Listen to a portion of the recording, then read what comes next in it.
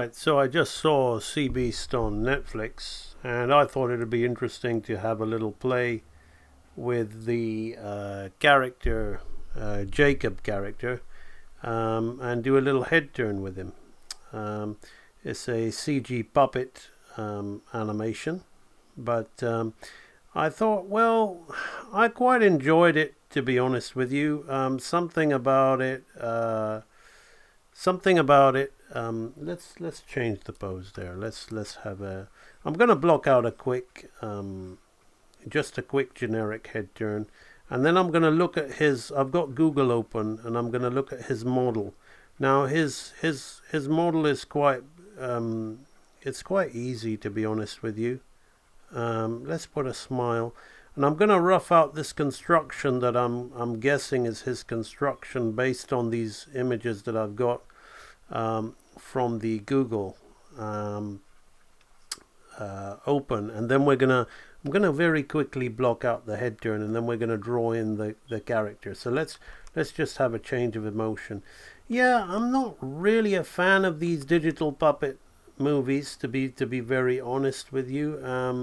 Not so much because of the digital puppetry, which is contrary to what perhaps let's change his expression, which is contrary to what a lot of people who follow me, you just think that I just don't like the medium. No, it's more the chosen storytelling style, the performances of the characters. They're very, the voice acting for me is very insincere. It's not played straight.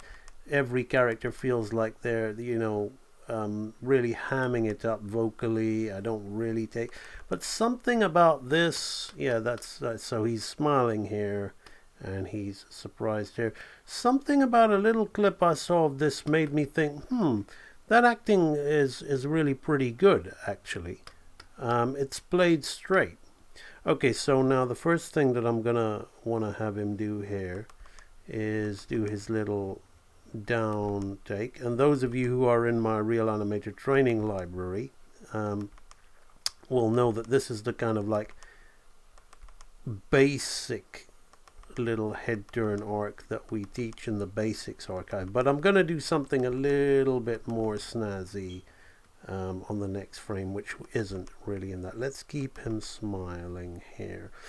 Yeah, so the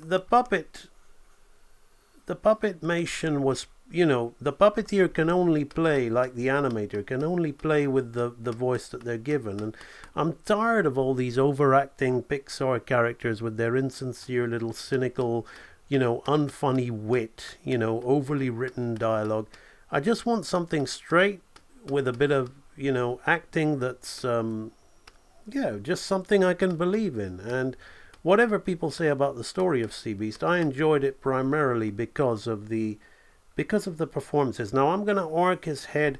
I'm going to bring his head down and arc it over and around. So I'm going to put the next frame over here like this.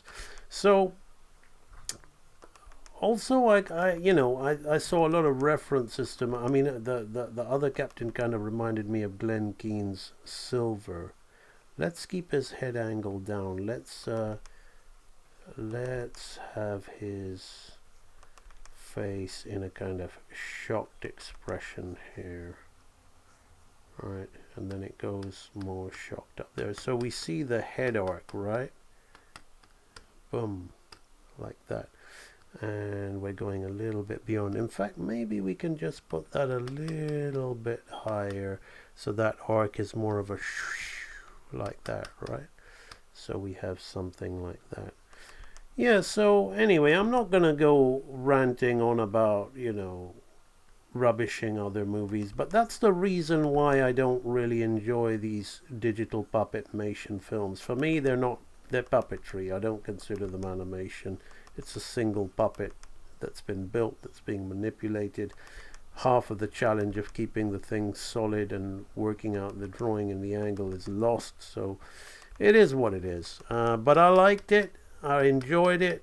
I would put it just under How to Train Your Dragon 2 as the second best digital puppet film I've personally seen.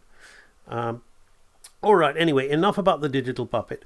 So that is the basic keys of the head turn, and now I'm going to, so we've got something like this, right? So we've got the head turn. So now I'm going to look at my Google, and I'm going to draw the character. I think his name's Jacob.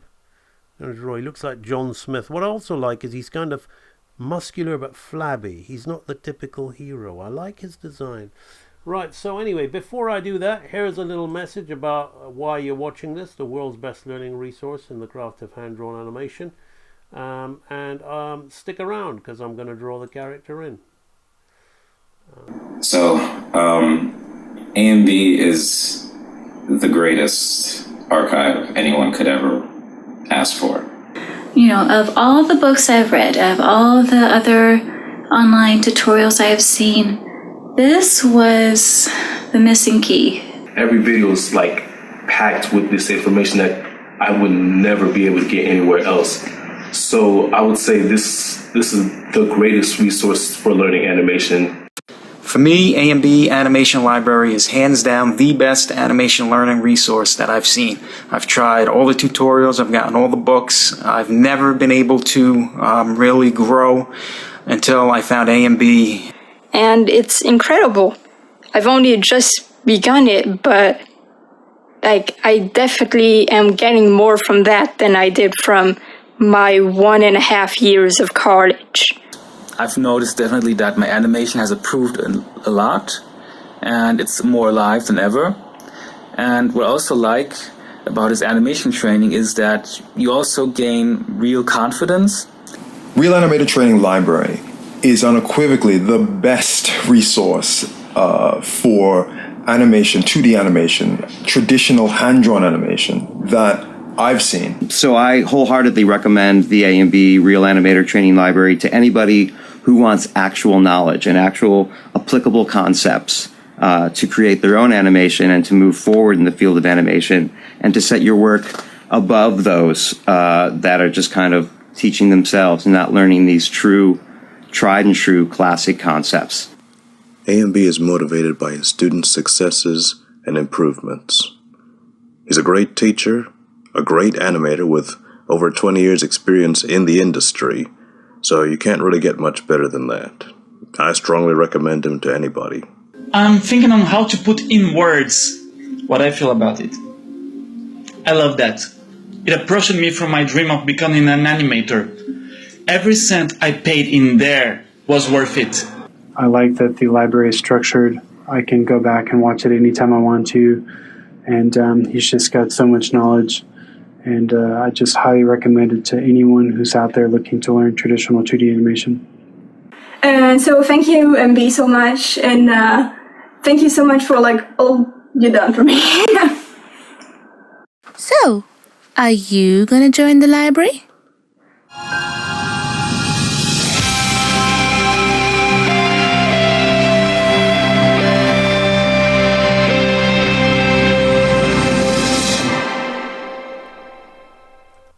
Right, so we blocked out our little head turn, right?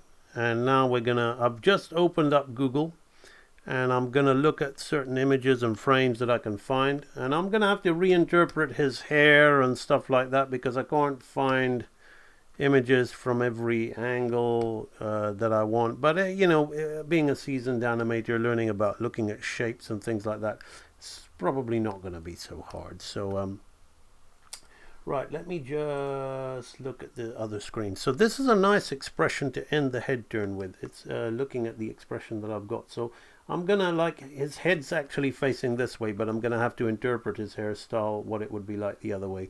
And that's like the challenge and what's gonna make this stream fun.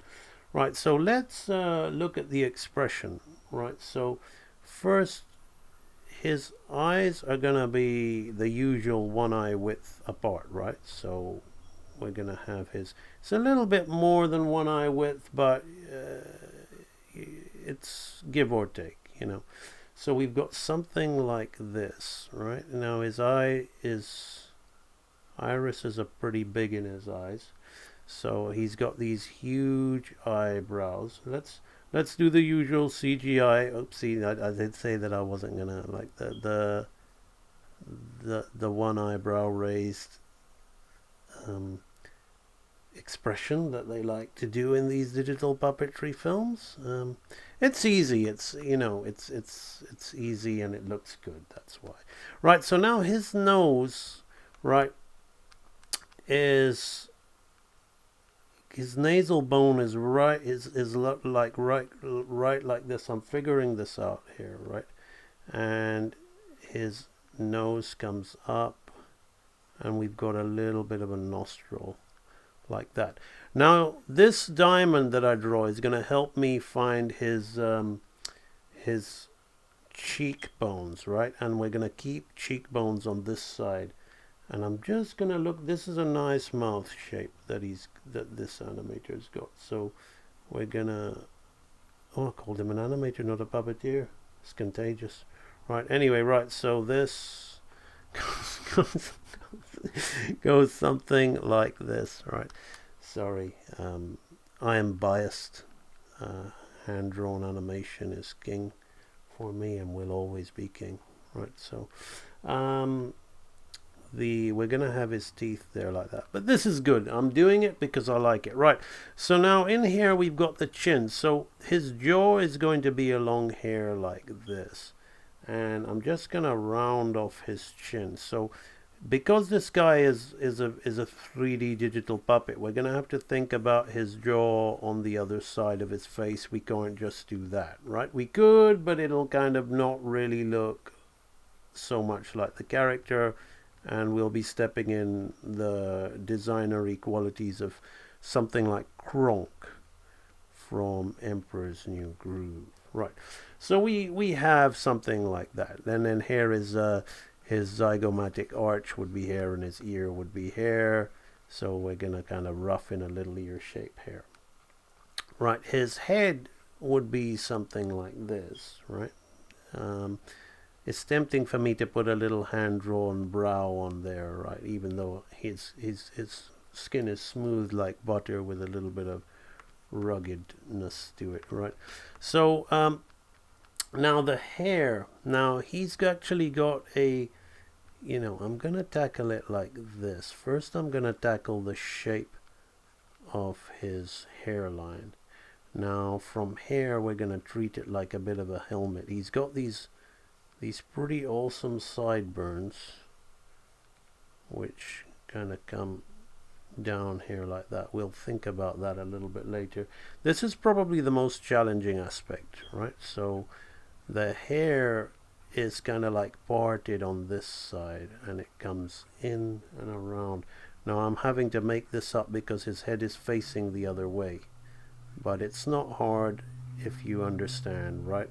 So we've got this kind of shape hair like this, and we're gonna have this one is going to be going, he's got a little bit of hair going around here like this. So I'm gonna finish this shape, gonna put in a few shapes there like that, and maybe put in a little bit of hair on this side like this.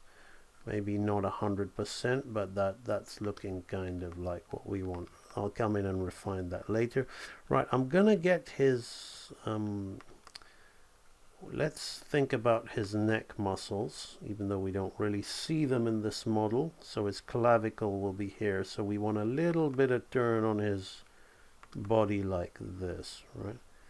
And he's quite broad, he's gonna have big shoulders. Now let me find his shirt. Let me find his shirt. That's a good one. That's a low angle of the character. So we've got something here like this. Now this collar is coming up like that, and the other one kind of comes over on itself, so that'll be coming around him like this. Let's it'll be nice to cut into the silhouette there, but let's not overthink this, right? So let's bring this out this way like that. Okay. So I'm just gonna consolidate this drawing now. So let's look at his hair, right? So he's got this kind of stuff happening here, going along the side of his head like this. Then he'll have, I've got to figure out how to make this hair 2D, right? So he'll have something like that. And no, we got to keep it straight. His hairline is dead straight hair, right? So I was going to do that, right? Of course, I could alter the design and make it more appealing for 2D, but I'm not necessarily gonna do that, right? So let's have that come out that way, this one come out over the top. I'll tidy it up. I'm gonna make a tidy up of it, right? And this ear is hair like this, right? This hair doesn't quite come like that. It's more within this shape. Yeah, that's I'm gonna give him an upper lip. I'm gonna, before I go animating the rest of it, doing this drawing is gonna really help me speed up when I do the rest, because I'm really trying to find out my way of drawing this model, right? From looking at the generic Google images on Google image search, and I have to say that there's not that many out there. Okay, right, let me just flip this. Yeah, I can see that there is a little bit of imbalance happening in his face here, so I'm just gonna rush and be quick, you know. I'm gonna do that. Not the best, not what I normally recommend, but I'm making a video here, right? But again, I recommend it to people who, and you got to be honest with yourself. Are you a good draftsman, really good draftsman, and do you know how to fix that and without using the tool, right? If you're 100% honest and you look at your face in the mirror and you say, yes, I do, right? Then it's okay. You can use those free transform tools to help speed yourself along. But if you're not, and you're just using it as a crutch without real drawing skill or experience, then you're only fooling yourself, and it's why you're never going to get any better, right? Because you're happy with being where you are. You're thinking, well, I'll just wipe that dirt under the carpet, nobody will notice, it's the end result that counts. But then, you know, you're missing the opportunity to really be good at drawing, you know, and it's why it hurts inside when you know that you're not. Okay, so I'm deliberately using those terms to try and force you to reconsider your stance on that. All right, let us flip this scene. So you can see I blocked out the animation. Now how am I'm not sure how many minutes this is going on for, because I'm not doing it live, but I'm pretty happy with that drawing. Now I'm just going to tidy that drawing up a little bit before I go on to the next frame, and then we're going to really speed this thing up. So let's just get better eyes out of this guy now. Let's go in here, right? We really can't see that he has these features on his irises, because again the Google images are so small, but I'm guessing it's pretty much the way it is, right? If it isn't, it's close enough, right? So now let's get the nose just a little bit nicer. We've got a slight up angle on this nose, so I want to be mindful of him, right? And we've got the mouth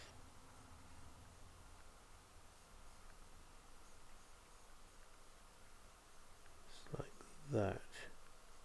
I'm gonna play and give him a bit of an upper lip, just to give it that feel of the more dimensions that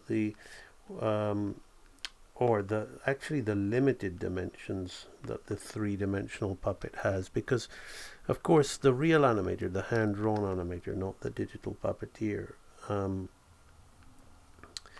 not the 2D puppeteer who plays with 2D puppets and rigs, we can cheat dimension. We can create any dimension we want. Now, with great power comes great responsibility. So yes, you can do that, but how convincing is your illusion of that, right? You're trying to create the illusion of the third dimension, all right, which is all well and good, but you can create more appeal than the third dimension by cheating and, you know, going out of the third dimension with a certain degree of skill, dexterity, and know-how. But that's something difficult to do, because if your thing doesn't look like it's kind of creating the illusion of the third dimension, then the illusion is lost, right? So that's one of the reasons why hand-drawn animation just has so much more appeal in the individual poses than digital puppetry, or even real puppets like stop motion puppetmation.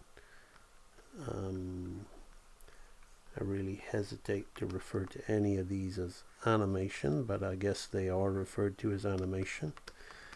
They are just, for me, great. You know, it's very skillful to operate a puppet. So I guess, you know, for me it's like live action. They call the Lion King movie, which clearly is puppetry, live action, and they call these puppets animation, which they're puppets. Let's just hint at a little bit of a clavicle to give him a little bit of anatomy. I can't. Let's take it. Let's not include any anatomy in that. Let's see what it looks. Yeah. Okay. So for me, that's you know, it's not 100%, but it's close enough, right? So this is the final extreme frame that I'm working with here, right? The teeth could be better, but I don't want to stay too long on that, right? So now let's do the profile. Let's do the profile. So I'm gonna just get my profile frame here, and I'm gonna paste it here so I can flip back and forth between these two, right? So I can also turn that on, right? So now I've got to try and find a profile of him in the Google search. Not quite a profile, but it may have to do. There it is. That'll have to do. All right, now his head gets a little big here, but I'm gonna stick to my size, and if I feel it's too small, then I'm going to just blow it up. Right, so let me just figure the construction as I figure out this head angle. Right, so let's look at his eye, right, which is going to be here, his eyebrow.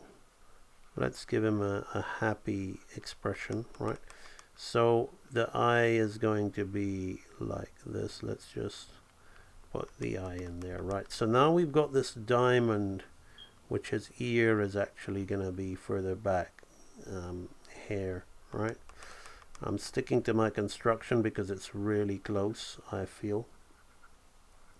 Now his nose, the bridge of his nose is really up high, and he's got the nasal bone here, and that comes, it comes in like this here, and then we've got the mouth, right, which is gonna be something like this, and the lower mouth, which is here, right? So now here is where his jawbone is located, right? So his jaw doesn't jut forward. His jaw just comes like that, right? So then we've got the head, which is like this. So let me turn that on now. We've got the profile. We've got the Adam's apple, the sternocleidomastoid, the clavicle. Let's just keep his body a little bit angled. Make my life just a bit easier here, like this. His shoulder would be here like this. Yeah, that's good. He could be talking to that little kid. Let's change his eye line going down. Let's imagine a scenario that could be going on in here like this. Let's half close his eye. Let's play with the expression a bit. Okay, yes. So let's keep his, yes, so the shoulder line will be more interesting like that. Yeah. That gives him a little bit more purpose. Now let's solve the hairstyle of this out. So I remember, let's first have the ear.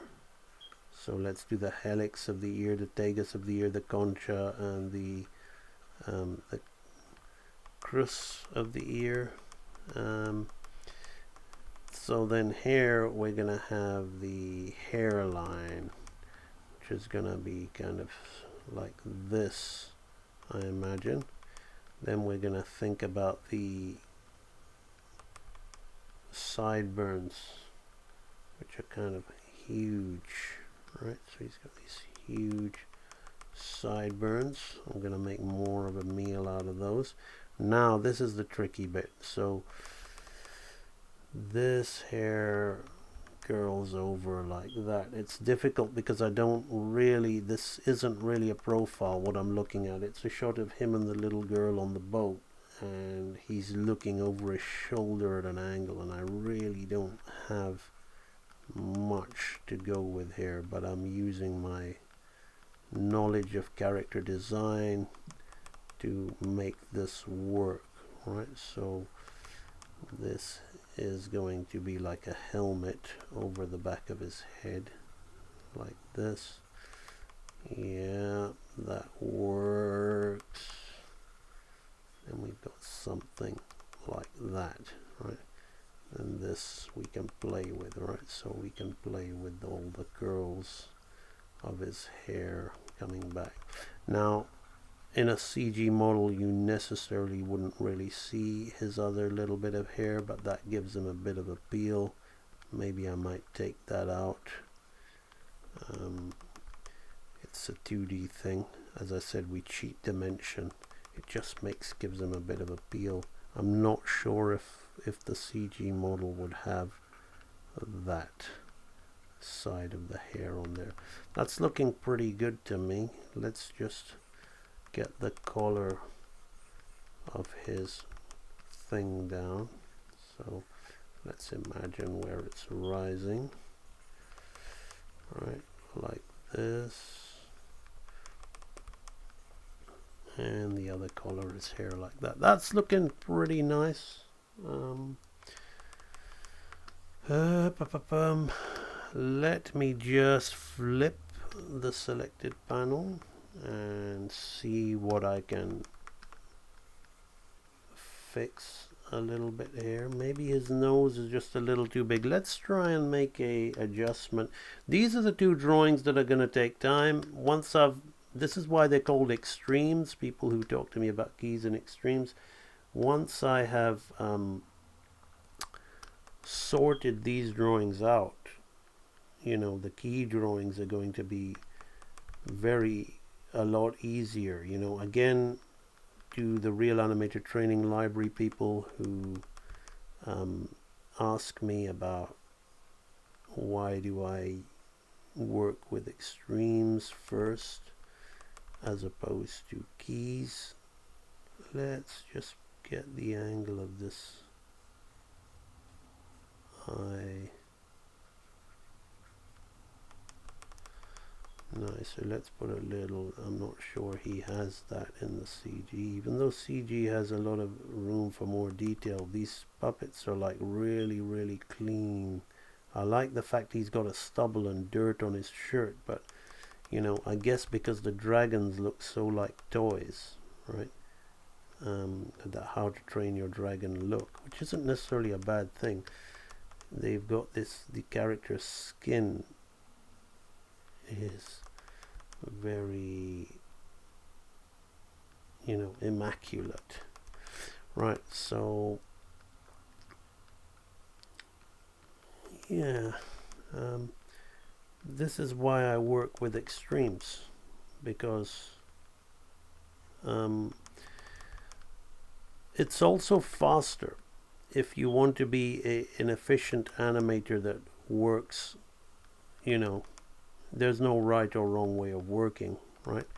But if you want to have more tied down work, like cleaner work earlier on, like cleaner roughs. It's not that my roughs, I mean, you've seen my roughs, they're really messy, right? But because I'm working with extremes, I'm just gonna get cleaner and cleaner along the way. Now let me just check the distance. Yeah, that's good. I'm liking this. I'm liking this drawing. It's quite good for a profile, actually. Profiles can be quite unflattering at times, but yeah, let's have this then come in under here like that. Yeah, this for me is a pretty fun kind of exercise anyway, because I'm doing my own stuff all the time, and that's great. That's why I quit the industry, right? Because I'd much rather do my own stuff. But it's good practice to have a play, and I've been doing it a lot with the best designs, right? The original Milk Call,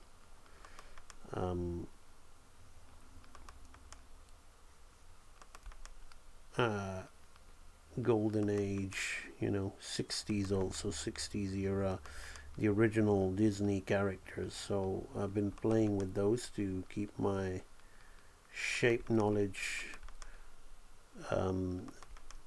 up to scratch as I keep doing my own thing. Right, so this hair, I think, could be, I'm going to exaggerate this hair a little bit. I think it could be a little bit better. I'm going to push it out more like this, and we're gonna come in here like that. Then I can go in with these shapes, right? And then we can go here. So that creates a nicer silhouette of the character's hair. Yeah. Not bad. I mean, for a first little try, I think it's enough. It's enough for me to say, well, yeah, I've had a little look at that character and it's quite appealing. I'm quite, confident that we can get him down. Right, so let's flip that scene. So we're going to go from here to here, right? So now I'm going to take this drawing here. Boom, and I'm going to paste this here. Boom, boom, boom, just like that. So now we can delete this one. So we've got like this, right? So now the rest is going to be pretty easy now. Well, I say that, but we will see. So I'm going to have the light box on, and I'm going to think more about the head angle. It wouldn't really go down so much. It would pivot at the neck, right? So the head angle would pivot at the neck more, right? We're going to blink the character. Let's raise his eyebrows as we blink him. Right, let's keep this straight like this. Maybe we'll turn his head, maybe we'll think about it. We don't want to, we've got to think about his neck, right? We've got to think, maybe have him breathing, his chest will come up, right? Again, we've got to think anatomy here. Have his shoulders just come up just a little bit, not too much, right? That neck has to work, right? We don't want his neck cutting into his body, right? So yeah, we're gonna blink him. I'm gonna raise his eyebrows up to anticipate it, but I'm gonna keep him in a smile. This nose would have to be higher, right? So I've got these shapes to work with, right? Let's just do something like this with the smile to suggest that there may be a change in expression, right? Right, so now the hair is sorted out, so that's all good for me, right? So we've got the ear here, this sideburn shape. The hairline was something like this. We're going to go over here like with the little helmet of his head like this. Let's just bump the light box on. Good, yeah, we're on track.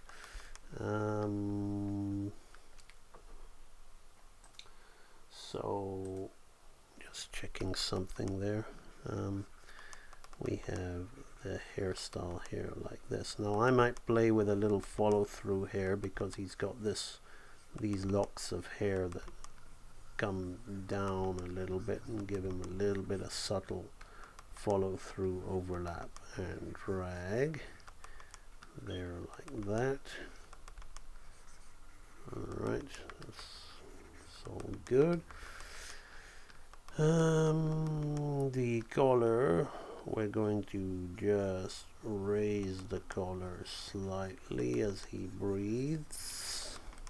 Right. Bum, bum, bum. So that's something like that. Good. Right, yeah. So now I'm going to tidy this drawing up. And if it needs any tweaking, I'll flip it over afterwards. But I'm quite happy to tidy this one up as is. So let's put a little blink on his eye. Let's just bring his eyebrow up. Raise his brow. But we need to keep the nose line like this. Let's just have a slight expression on his nostril. If it's CG, you can like do things with the cheek, but I like to keep it clean. You know, the more about facial anatomy you know. Right, yeah. Let's do that with the expression. Let's push that a little bit more. Okay, so now we've got the hair. So the hair, this strand of hair follow through overlap is coming down. This is how we really, you know, when you get more advanced, you can really start weighting the hair and thinking about the texture of the hair and would it really do that. Like these strands are more kind of in place, and this you can't really do too much with. Right, so that comes down, down, and straight like that. That comes down and straight like that. Okay, good. And then we've got this portion here like this. So that's the hair. Let's tone this down ever so slightly. The ear.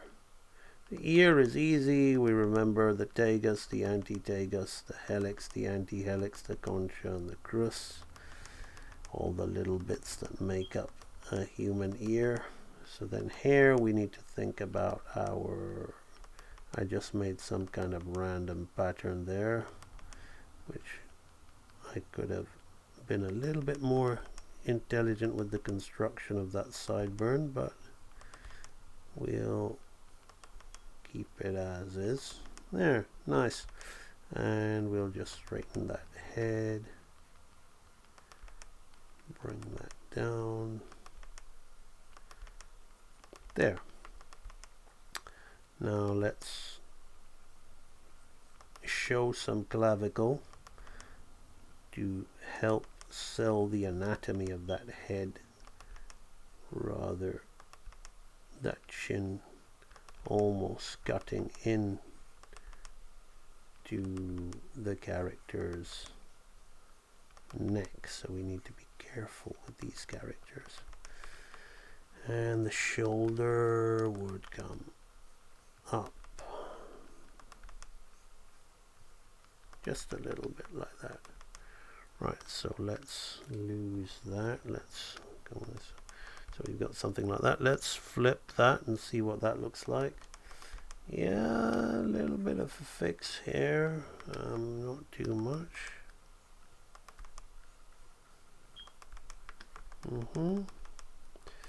Let's just do that. That helps that read a little bit.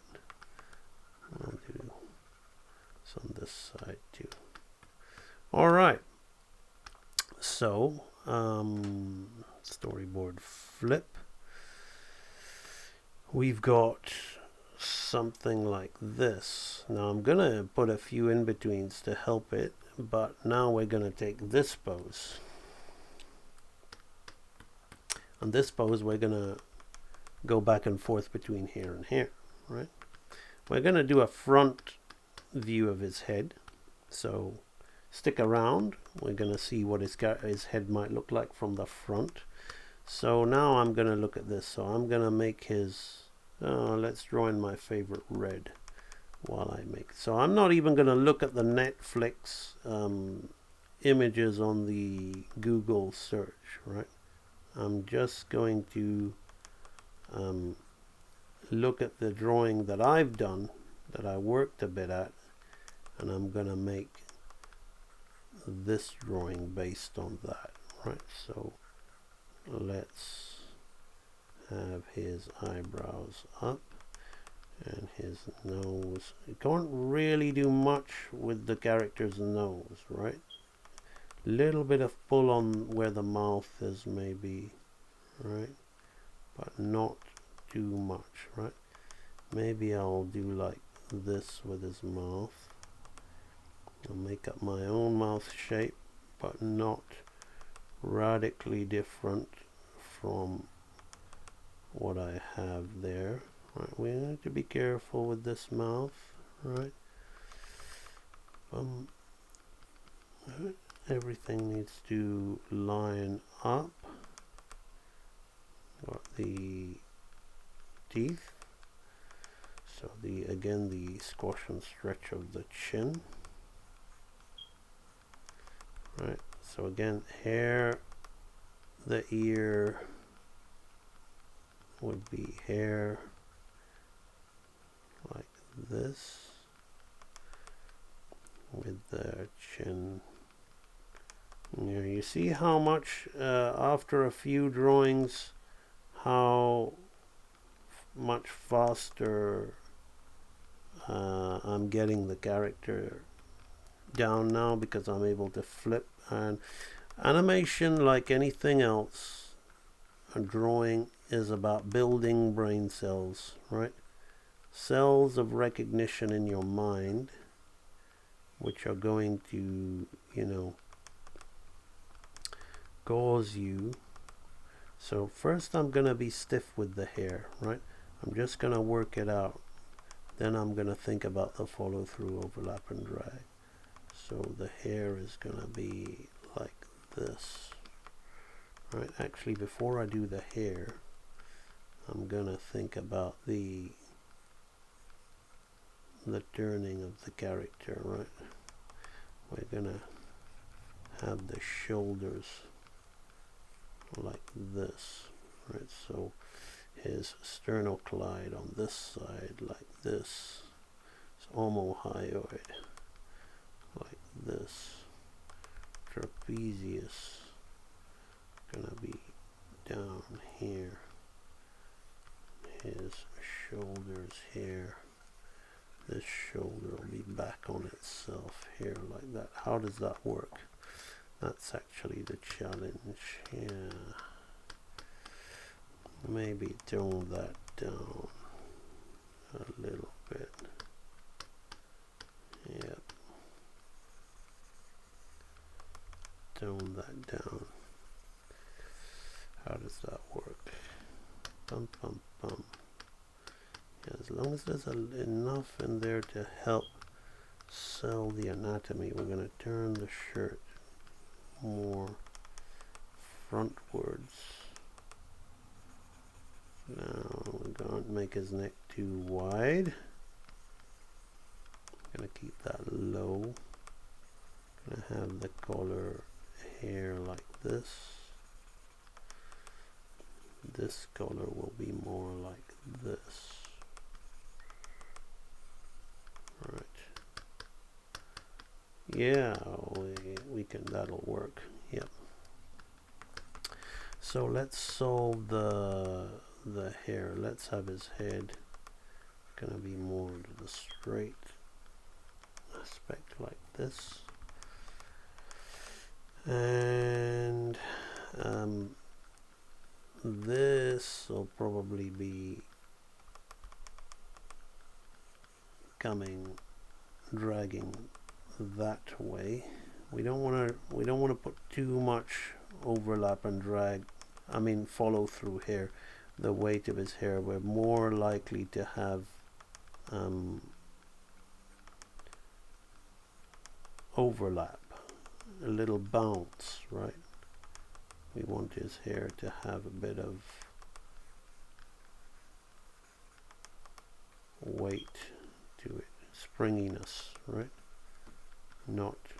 It's not like bushy vines or whatever, right? Which is what a beginner would probably have, some unnatural wave effect on the head, the hair that doesn't really work. Okay, so we've got that, right?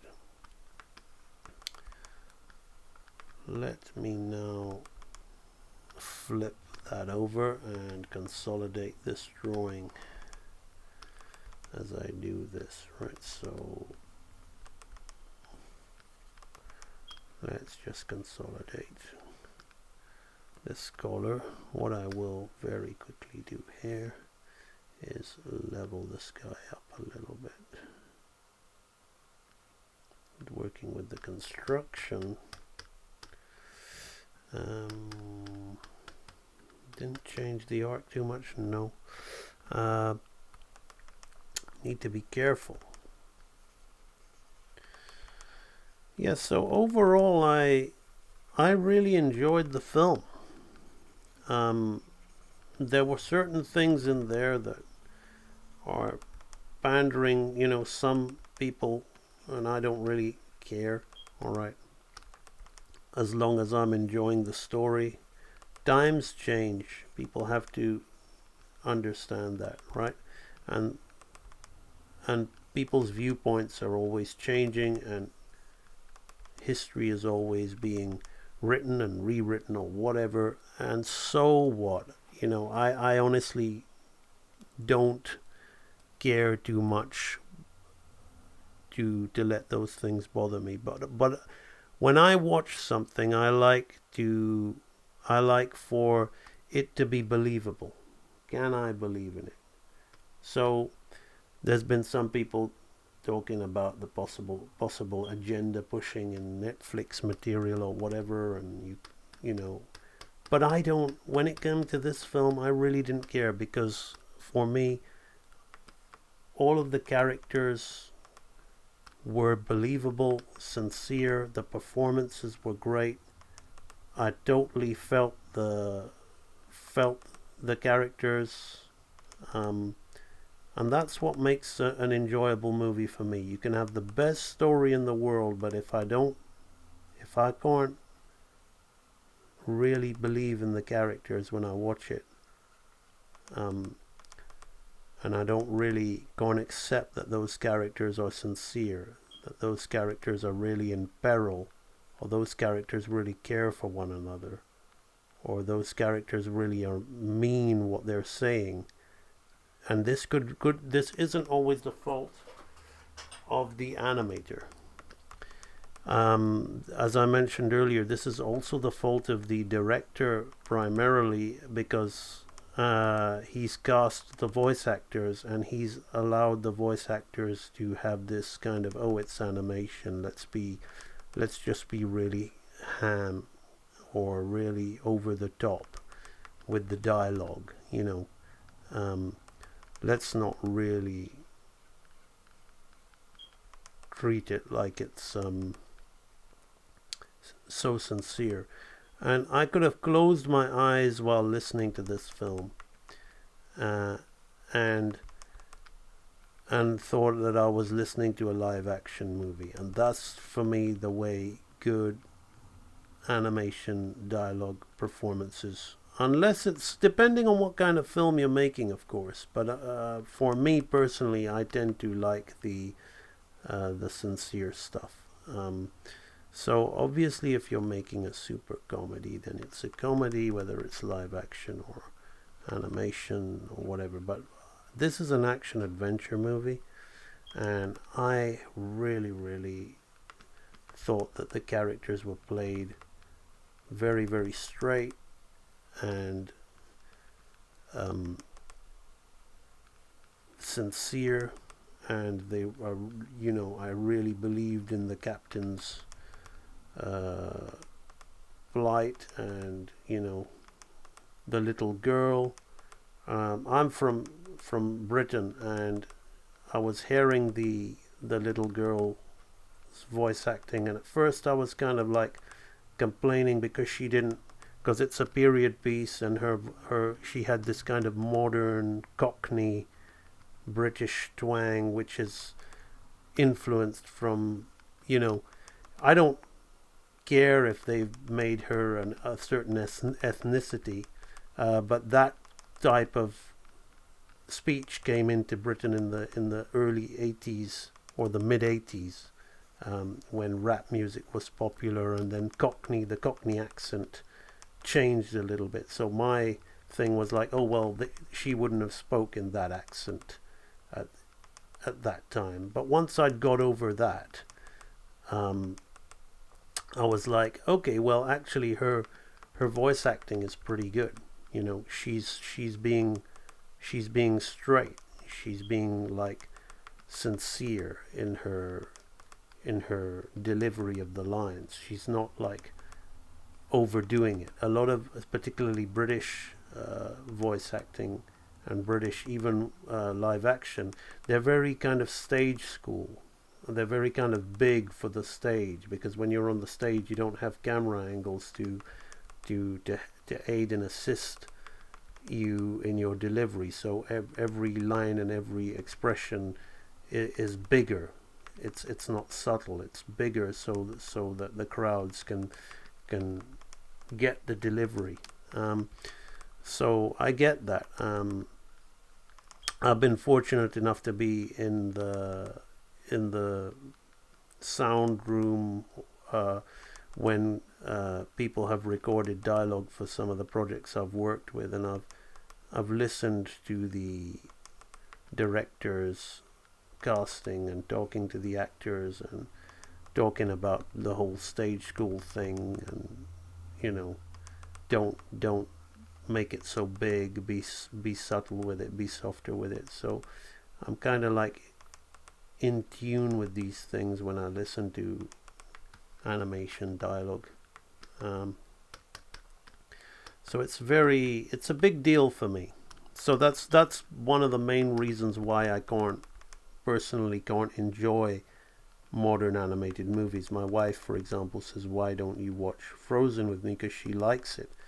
And I said, look, she says, look, it's not a remake. You refuse to watch the remakes. Why don't you watch this? I said, look, I've seen clips of it, and the guy, it just feels like they're in cosplay, because the guy could be an American football jock in high school, and the girl could be like a prom queen. The way they're talking, the way they're acting, the way that they're delivering their lines, I don't buy it.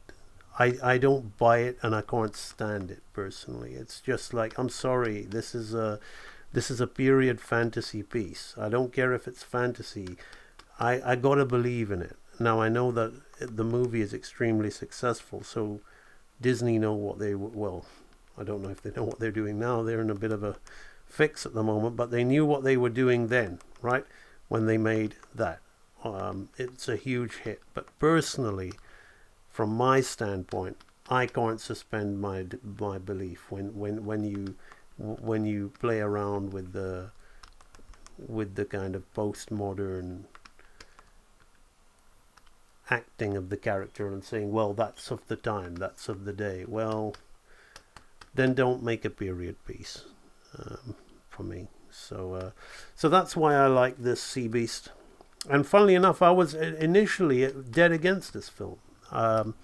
So there we are, the main poses of it. I was dead against it because Don Bluth was going to make a Laserdisc game. Google it if some of you don't know this. Based like Dragon's Lair, called The Sea Beast, featuring a character called Barnacle Bill.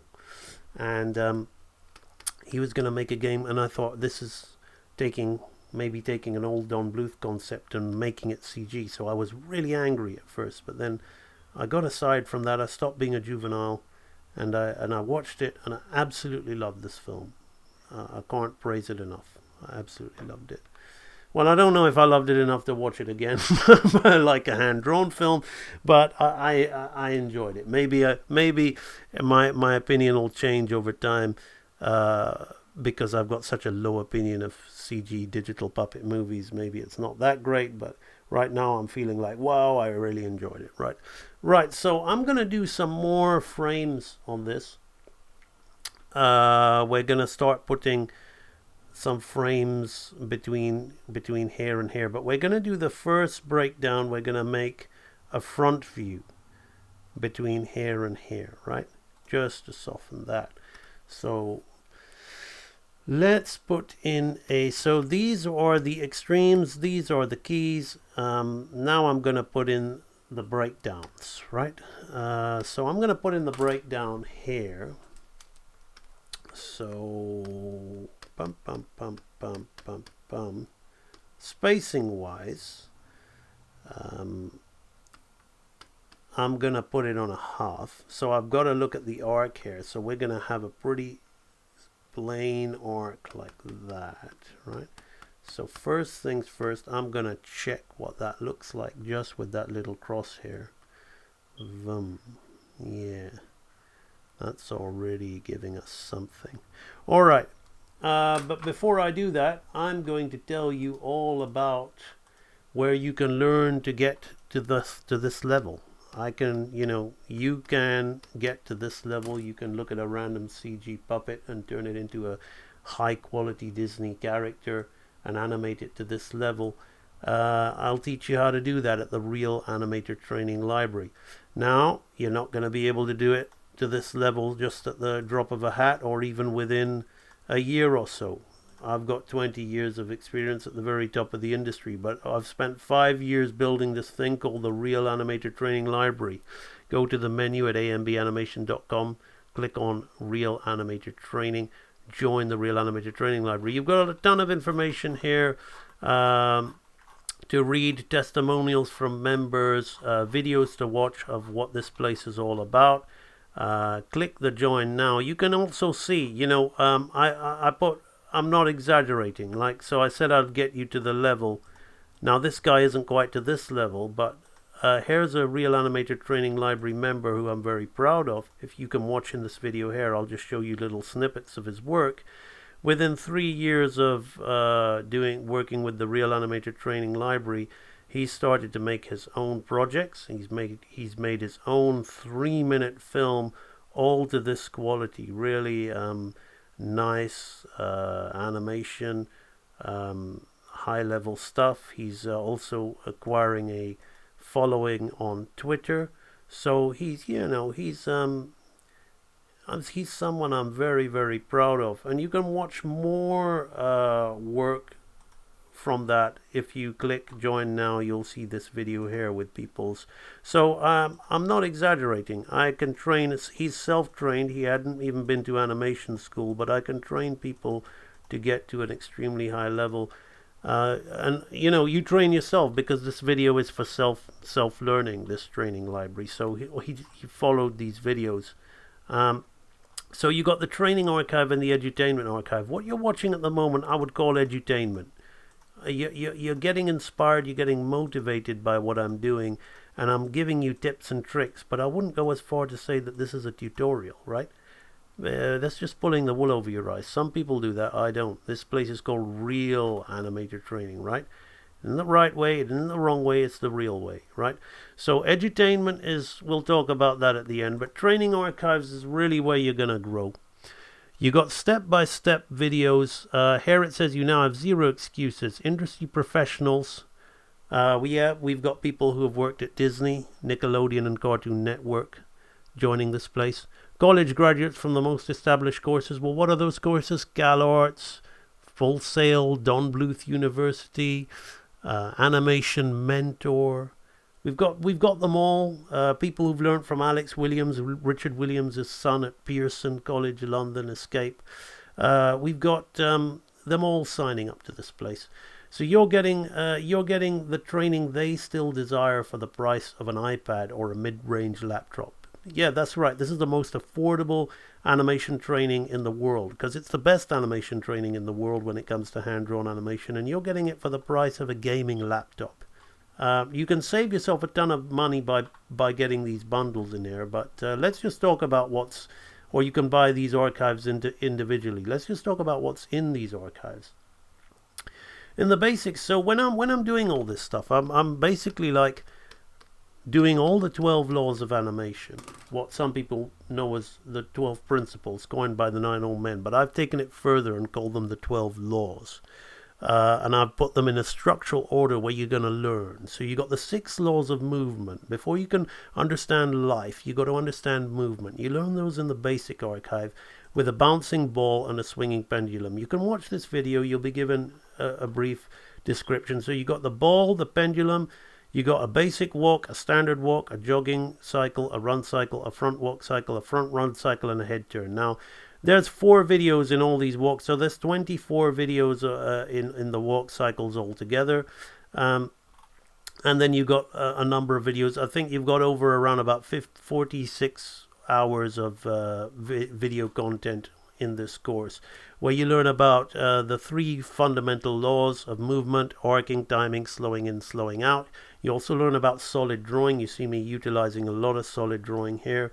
You learn about solid drawing. You learn about pose to pose and straight ahead, which you're seeing me doing here with pose to pose, extremes, keys, and breakdowns. And you also learn about follow through, overlap, and drag.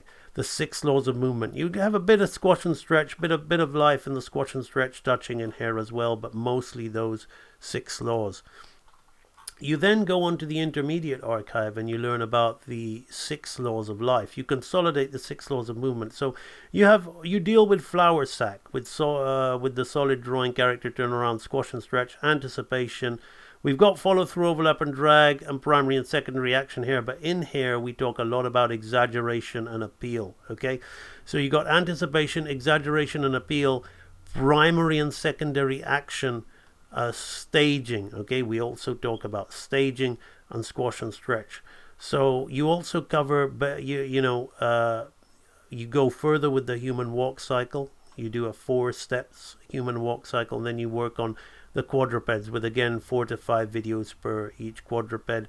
So you got a basic quadruped walk, a quadruped trot, a quadruped canter, a single suspension gallop, and a double suspension gallop.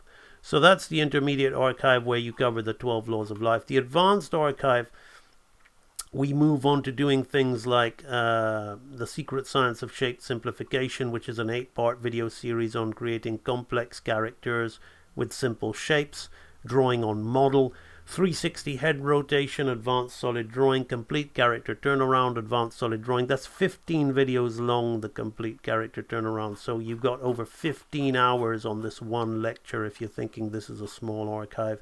This is a 5 video, so you've got about 7-8 hours worth of 1 hour 42 minutes, 2 hours, so that's already around about 3-4 hours worth, 5, okay, 1 hour 53. So yeah, about 7-8 hours worth of content in the head rotation. So this is drawing on model, really taking the 12 laws and really learning how to draw on model.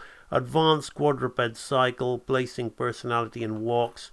So here you've got a 11-part series on how to do draw a cartoon dog to model and do an advanced personality in there. Then you've got a dialogue course at the very end there. So these are all step-by-step videos that you're going to follow along. Anatomy, you learn the complete human skeleton, 36 videos covering every single bone of the body. Let's just jump into the skull here, for example. So in the skull, you're going to learn about all the facial bones. You're going to build a human skull piece by piece and do a 360 rotation of that skull. I don't know if I can just click randomly. So you can see me building that skull here in this portion of the video, and you're going to start piecing in different color, piecing together these bones and understanding how a face is really formed. This is an extremely powerful archive. You're then going to do that with the jawbone, right? And then you're going to learn how to draw those things in more of a realistic way rather than the simple shape way. So micro and macro study. You basically do that for every bone in the body, right? So that's anatomy for the animator. The animation lectures archive are kind of like what we're doing today, but a little bit more serious, a little bit more thorough. They're like the kind of animation seminars that you would have if you was attending a seminar at a university or college, a top grade one where an Eric Goldberg or a Glenn Keane would be sitting down, but you're listening to me, and I'm a great animator, as you can see here. I mean, I can off the cuff just look at a random CG character from a recent movie that I've never drawn before on Google and give you a perfect head turn. So you're going to be watching me giving you animation seminars, which is, in my opinion, as good. So you then have the edutainment archives, which are kind of like what we're doing today. Animation sessions. Just watch these videos. Animation character design sessions, live animator Q&A, live breakdowns. We study a lot of stuff from established content. The how to animate your own film is probably the best example of edutainment at its finest. There are 56 videos in here, so you've got over 60, 70 hours of content. And this, you watch me make a 2-minute film from start to finish, design the characters, all at the request of the audience, storyline. We create this film and we animate it to this level. It takes 56 live streams. The whole thing takes around about 6 24-hour days for me to make a 2-minute, almost 2-minute film. And you can watch the film in this video here and see it also. That's the Edutainment Archives. Very different, not really training, but pretty much what other people like to call courses, but at Real Animator Training Library we don't. Okay, so for those of you who are tired of not really living up to your expectations, confused at why things aren't happening for you, why no matter how hard you try, no matter who you've learned from, whether it's from an established person selling courses online or whatever, why you just can't put 2 and 2 together, what's wrong with you? It ain't you, okay? It's just your method. You got to come to the real place that's going to give you real results, and you got to just put your faith in the training, and you're going to see you'll make an instant transformation, just like most of the people that come to this place. This is the Real Animator Training Library. This is where your dreams are really going to come real, as far as when it comes to you being an animator of a high standard, you bringing your drawings to life, and you really feeling good about your own work. Many people say that I shoot my mouth off. Well, I feel great about my work. That's what it is. And if you want to feel great about your work too, you can do, and I'm showing you exactly how to do that with the Real Animator Training Library. Simply go to ambanimation.com and become a great animator just like this guy here. It's yours. It's all for you now. There really are no excuses. Okay, that is that. Right now, let me go back to making our little head turn of this guy here. So now let me just quickly look for a front view of this guy's head. There, that'll do. That's a front view. They're showing, I've googled an image of the character, the main character, with his voice actor next to him. So I'm just going to refer from that. Right, so let's figure out the structure of this guy's head. Let's put the eye shapes here. Let's have the eye, one eye in the middle, one eye here, here. Let's have the expression like this. All right. So now I'm going to do the diamond shape, because that's going to kind of help me with what I want. Maybe we're going to open his mouth just a little bit here. His nose is going to fit in here. I'm not even looking at the model yet, right? I'm not interested in looking at the model yet. I'm wanting to get the arcs and the shape right. It's easy enough. The model is easy, right? So the jaw is going to be fitting under here. His cheekbones are gonna come down here like this. His head is gonna be here. We've got now the shoulder is going to be like this, the clavicle. We're gonna have this. We want the delay. We want the delay in the turn. Right, like that. That's what we want, right? Right. So then here, before I think about the hair, I'm just going to see how that works, right? So let's have a look how that works. Boom. Yep, that works all good to me. Let's come back. Okay, so now we're going to think about the hairstyle, right? So I'm going to have a little bit of a look at this guy's hair, so on the front view model, to get this right. So again, this is going to be over around the side. His hair is clamped down like a helmet over his ears. Right, so we're going to have something like that. We got the sideburns, and we're going to do that.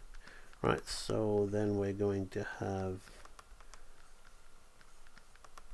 let's really play with the hair like this.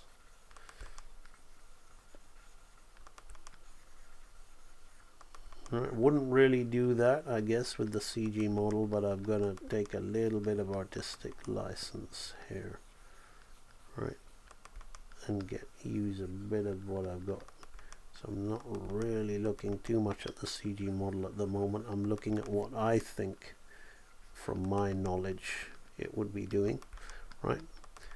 And then I will go and look at that. Bum bum bum bum. It's nice, right? Okay.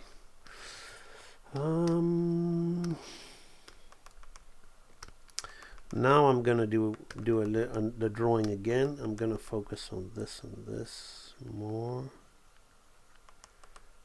Right. A little bit too much. A little bit too much. Let's not worry about the eyes, inside eye shapes just yet. Right. Brow.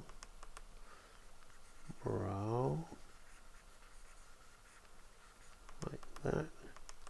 Okay, let's favor this side of the nose, but let's not really, let me look at the front view. Let's not really draw much of that. Let's eliminate, let's focus on this and then have the nostrils at either side like that. Right, I'm gonna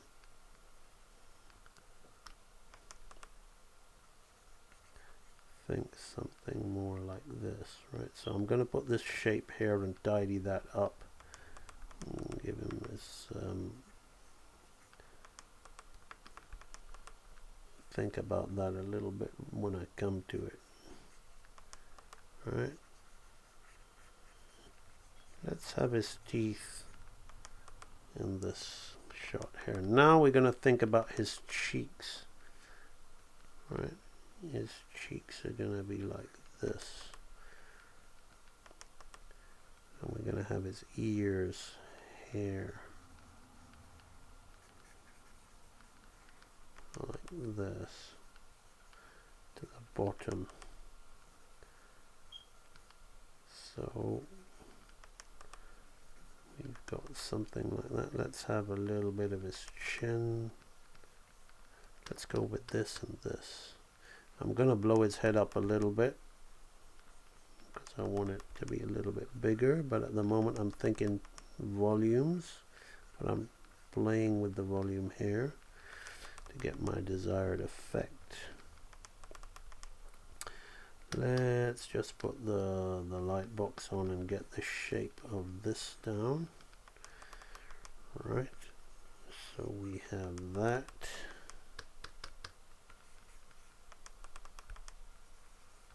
Coming here like this.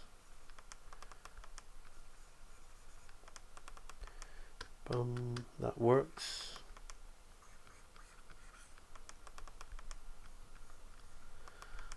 I'm gonna have this here like that. Good. That works. Yep. So now let me look at again the model. Right. So now I'm looking at the CG model of the hair that's coming around, but I'm gonna have to change this a bit. So I'm going to put a little swirl in his hair that maybe it's a little bit exaggerated. It wouldn't really do that in the CG world, but I want to emphasize my 2D animation. Right. So again here, let's focus on this side.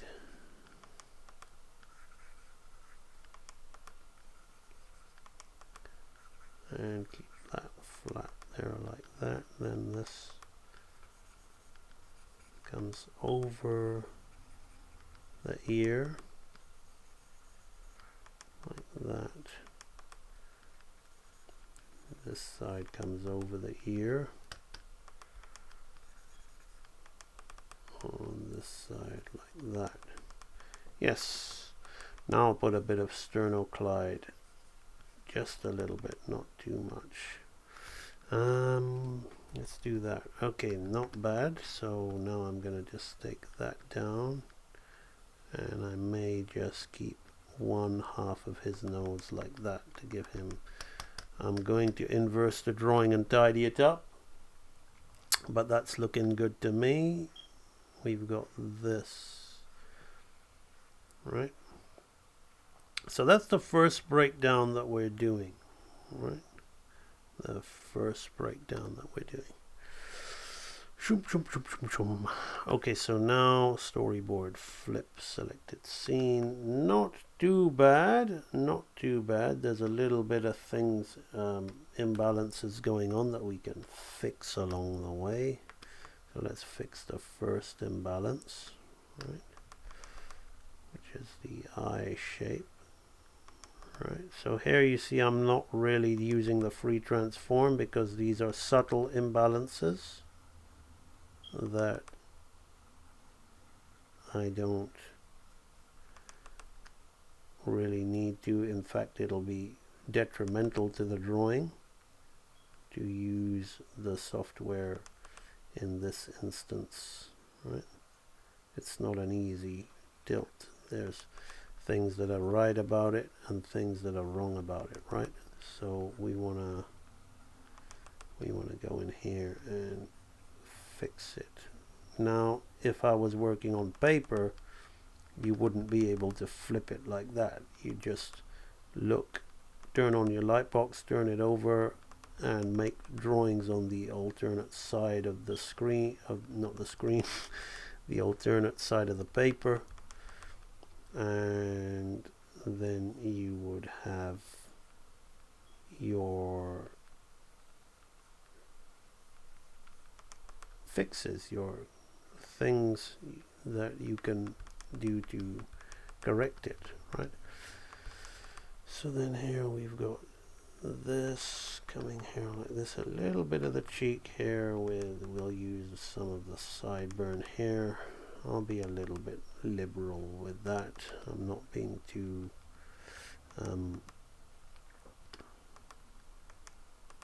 oopsie, this one.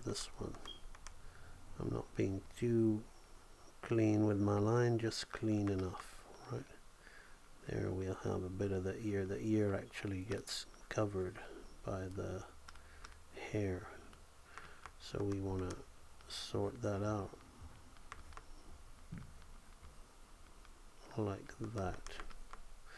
So now here we're going to create the swirl of the hair like this. I'm gonna do a few more swirls with the hair on this side and unite them like this. So that will be more going to this side. Then we've got this one, which is quite straightforward. We're just gonna bring that over there like that. Right.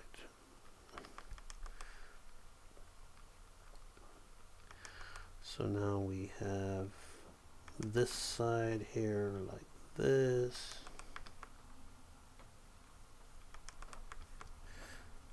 The neck, the jaw and the chin are pretty good to me. Just subtly round that off a little bit. I like that dink there. Take that more to this side. Yeah, that'll do. And the body's all working. So let's just bring that back. Just get that color working in there. Like that. Right, the rest of the breakdowns are going to be playing with slowing in and slowing out, the law, animation law, which I told you about when I was mentioning the real animator training library. So let's just do this. I'm going to keep a little bit of cheek definition on this because I like it. Let's delete that. Alright, so we've got this here. I'll just flip over and just tweak the eyes just a little bit to stop them from looking so traced and deadpan. Let's get this over here. It's a little bit bigger, that eye, but I don't care. That eyebrow's a little bit bigger. It's concealed by the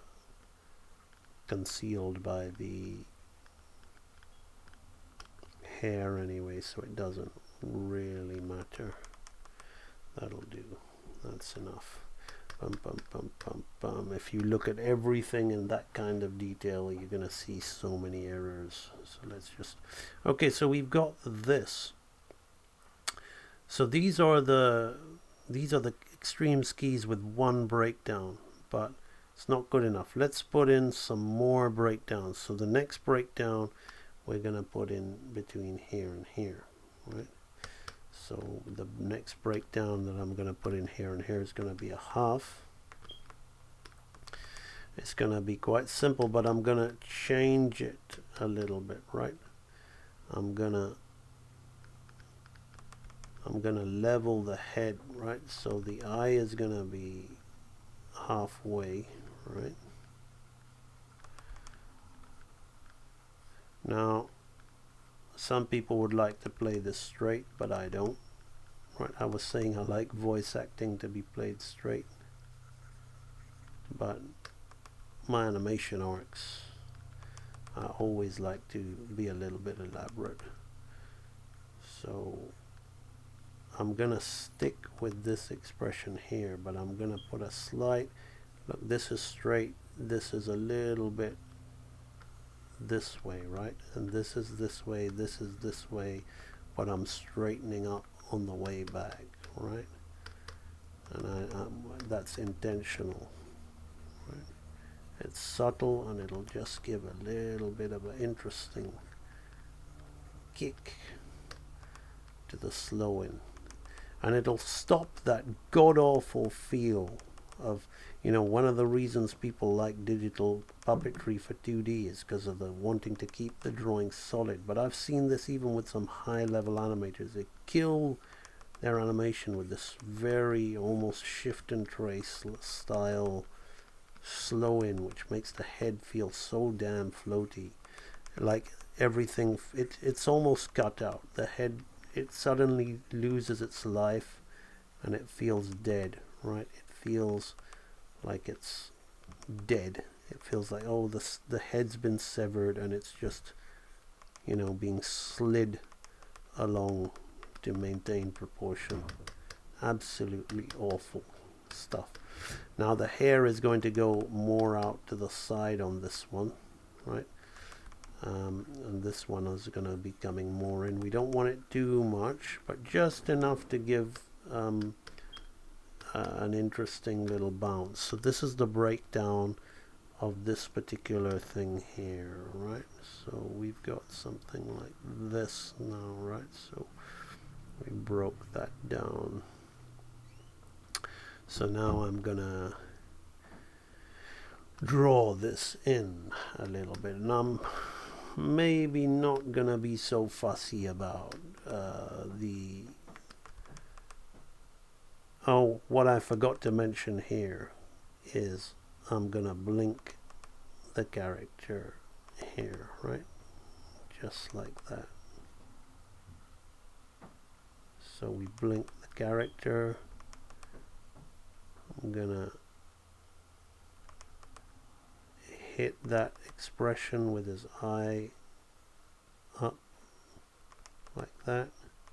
Make sure that my nose is at the angle it needs to be at. so it's slightly straighter, right? So it's there like that, and it straightens up a little bit, right? So the mouth, I'm gonna stick to this mouth shape, right? And again, because we're changing the angle of the head, that mouth just won't feel dead. This is animation, like it's not live action. People trying to put those live action sensibilities in hand-drawn animation don't quite understand, and you know, they think it's, oh, you wouldn't move like that. Well, then have a dead floating piece of paper for the head. You know, I don't like it. You know, when I study Milt Kahl, when I study Frank Thomas, they're always having alterations in the model, changes in the head direction, something to stop it from being this placy, this 90s Renaissance garbage. I like the Renaissance stuff, but this business of having this anal laser line cleanup and this obsession with solid drawing that DreamWorks brought in with the Prince of Egypt. Again, that's far from garbage. It's those movies. I'll tell you why I use the word garbage, because it, you know, in the right hands, it's unbeatable. I mean, those movies, the James Baxter animation, the stuff like that is top brass. You know, the solid, everything is great. But then this cleanup division, like getting everything solid, became more and more the agenda. And then this shift and trace style cleanup animation started to happen, where they were killing the life out of everything. And I'm not talking about the DreamWorks stuff. I'm talking about everybody else.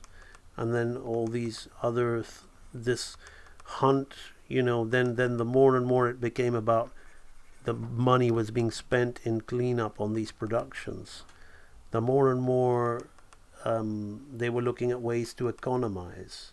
And then you built software where you could just, you know, do the place and trace. I mean, digital puppetry cutout was essentially like digital place and trace, which made life a whole lot easier. But then they weren't animators animating anymore. They were just like operators sliding things into place. So however great those DreamWorks movies were with their laser lines and those later Disney Renaissance films, you know, the original, like you look at some of the early stuff like Little Mermaid and Beauty and the Beast, it didn't have all that anal cleanup.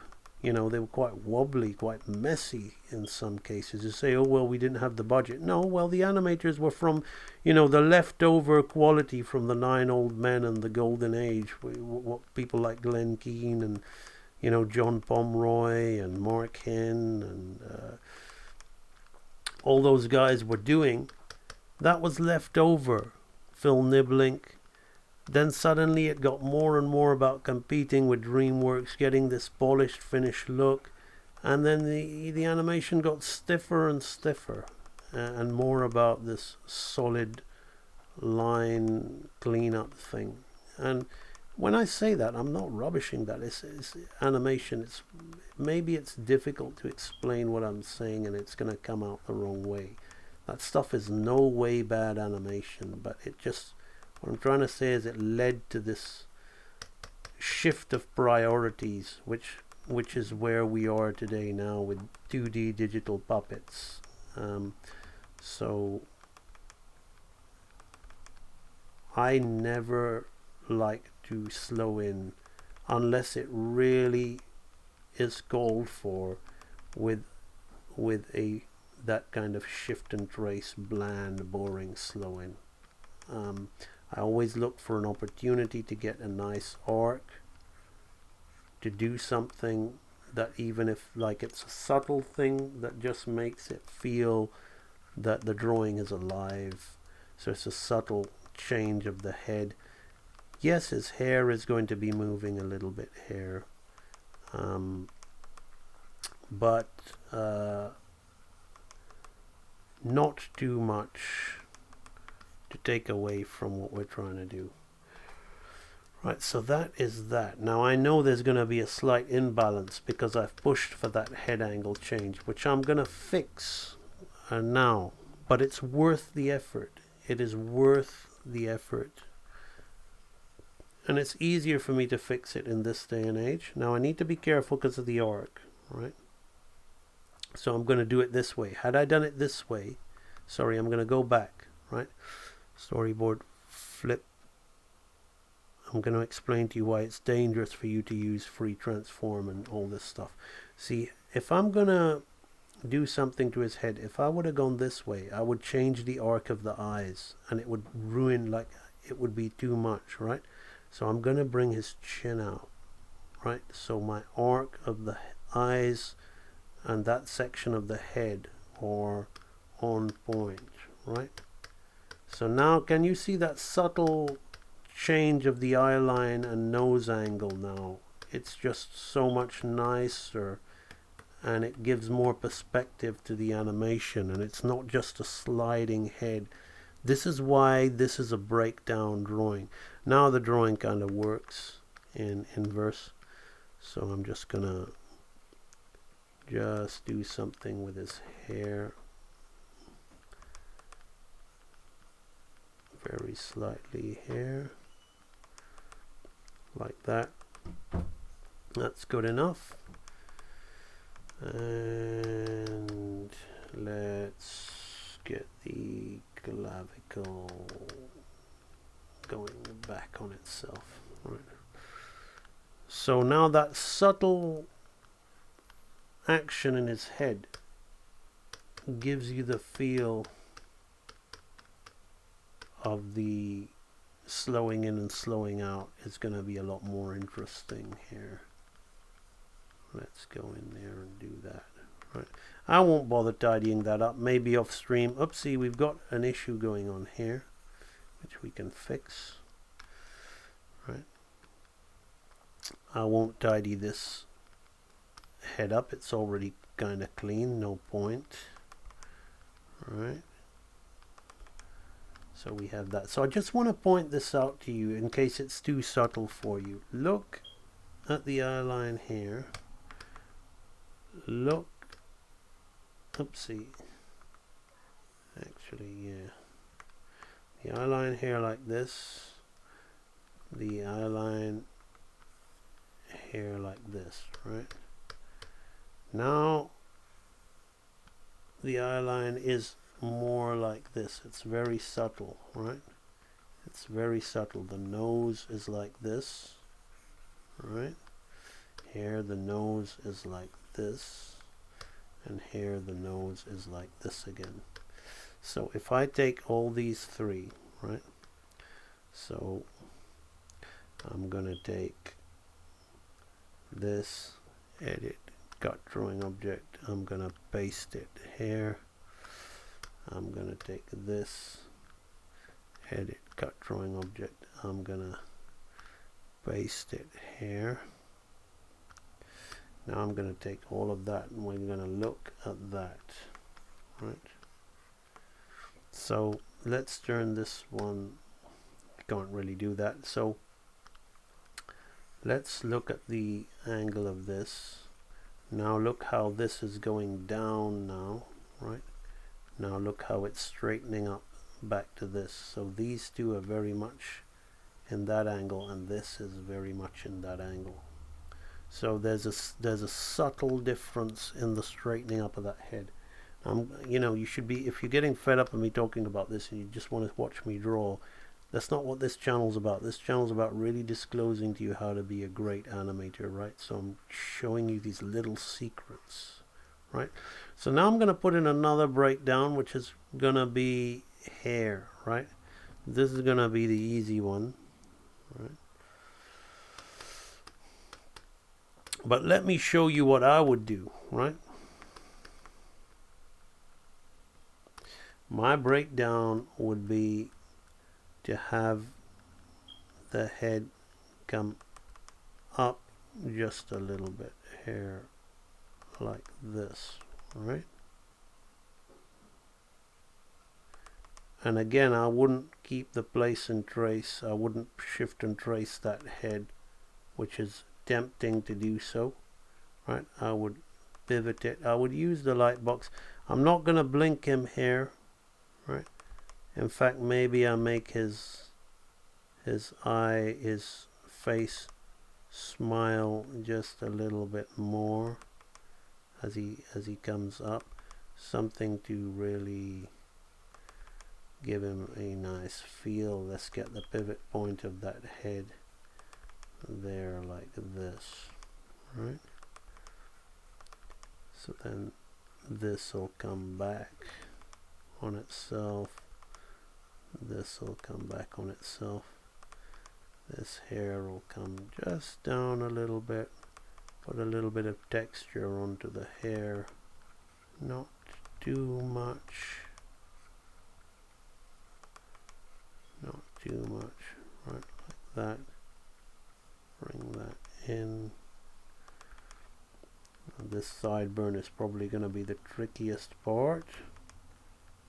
Have the sideburn come up here like this. And what I would do on his body, right, subtle stuff, is I would have his collars not too much, just opening out a little bit, subtle, right, as he's breathing, right? And I would have his shoulders just relax, just a very small width down, like this, right? So we have something like this, right? So what I'm going to do here is I feel when I flip now, I'm going to turn off the light box and I'm going to flip, and I'm going to get the hair just a little bit more as it should be, more subtle. And I'm not going to tidy this frame up. It's very, very kind of clean already, so we're just gonna smile him a little bit here, almost as if we're hooking up from a scene where there's been some nice sweet dialogue and then some peril is going to occur. Let's just put the light box on here. Again, these little details like the ear would need to be really cleaned up properly. I'm not going to spend too much time on that. This stream, it's not really a stream, it's an upload. It's gone on for longer than I probably intended, but it's a nice stream, it's worth it. Okay, so we have this. Bum, bum, bum, bum. And now we've got something like this, right?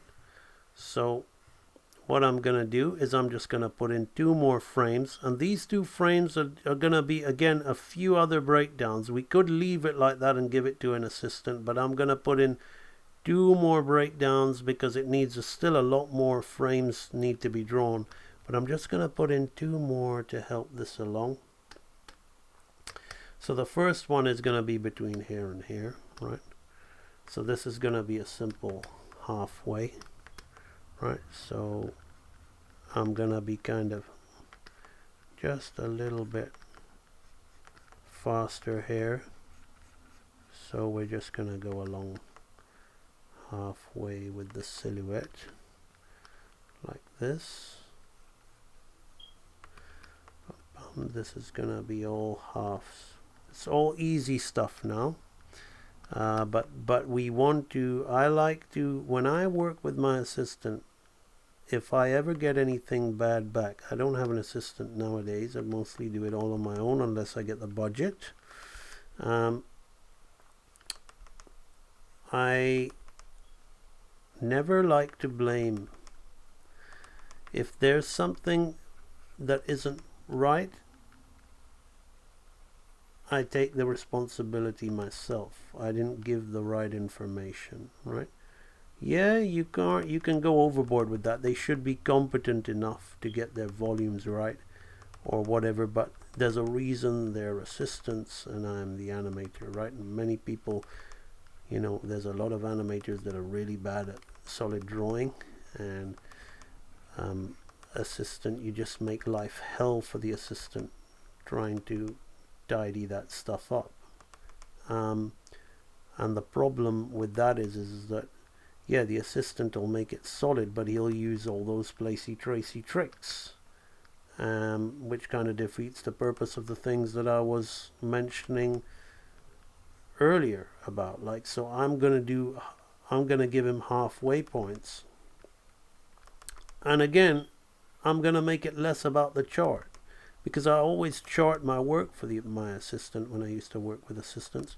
But then I would say, if I would always write under the chart when I do these kind of drawings, if this differs from my chart in any way, because I don't tend to keep too much of an eye on the chart, because I go anal with my spacing and I do most of the drawings myself.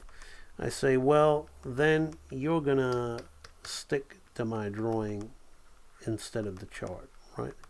I've charted that on a half. If you see a third instead of a half or a whatever, stick to the drawing, please.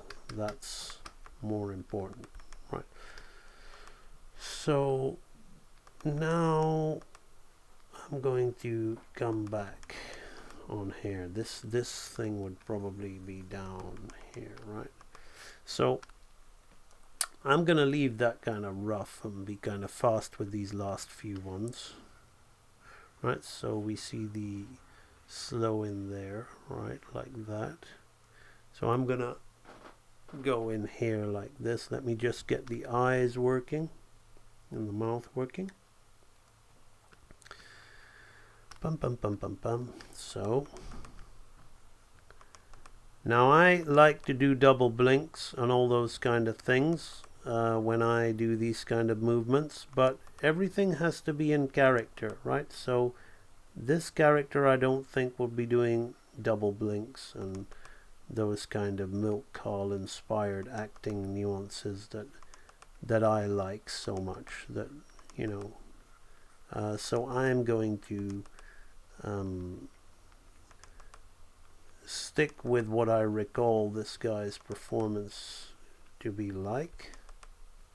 So I'm just going to do something like that.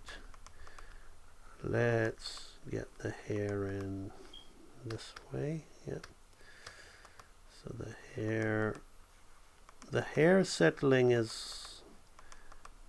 takes some skill. So let's get a bit rough and ready when we do it, but not too much, right? So let's look at where that hair is coming from. Let's drag that hair, but not too much. We don't want it to be too much. I want his hair to have a kind of bounce to it and not, you know, a springy bounce to it, and not this kind of like leaves of a palm tree kind of thing that a beginner would most likely put in. Okay, that's enough. That's enough. So we've got this portion here like this.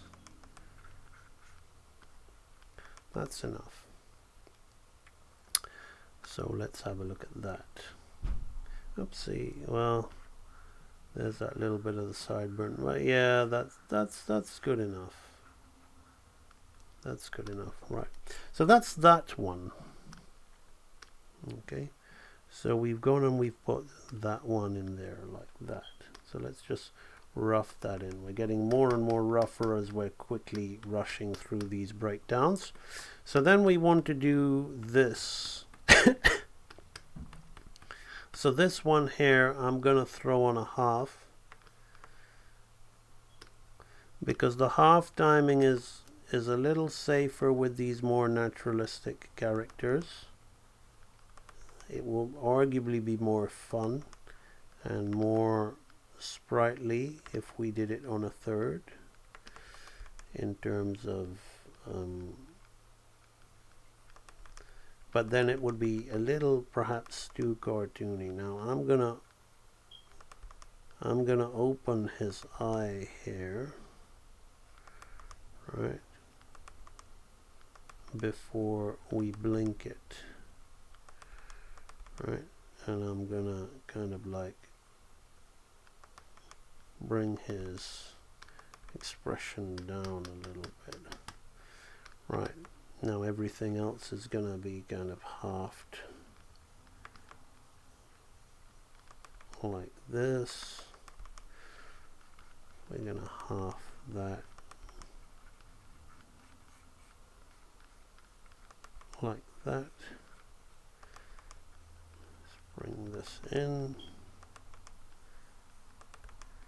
Gonna half this shape here. Now we need to watch these hair, the hair, right? So probably gonna be more like this.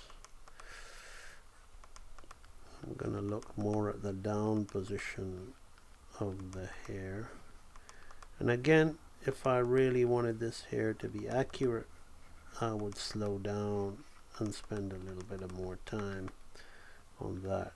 Well, let's just look at that. That's good enough. Yep. Then we're gonna bring his neck, and we're gonna half these colors. These subtle things with the colors and things like that, they make the world of difference when you're gonna animate, when you want your animation to be more naturalistic. Right. So here we have something like this. Now I need to keep the lines on his nostril here like that. Boom, there we go. Let's take that down a little bit. Yeah, give him a bit of a dimple, right, just like that. Yeah, that works for me. Let's just stop his ear from being too, let's just put something in there. It doesn't matter. It's almost like effects animation when you're doing that, right? So there we go. Okay, so let's have a look at that, right? So here we now have the head turn, right? Now what I might do, which I'm gonna do this to the level where I would give it to an assistant. I would do one more. I could give this to an assistant already, and it's a fast, sudden thing, but I want it to, I'm gonna soften this, and I'm gonna try and do a 3/4 view for the assistant here, right? To stop them from doing too much popping and placing and tracing in there, right? So again, here I'm gonna half this head. Now I'm gonna play with the diamond of the head, right? The zygomatic mask, I call it, right? And I'm gonna play with the slight opening of his mouth, which fits in here like this, right? So again, not trying to draw anything on, well, to me this is on model, right? Because I understand his head, right? His ear is gonna be back here, right? His hair shape, his sideburn, gonna be like this. So then we have the neck,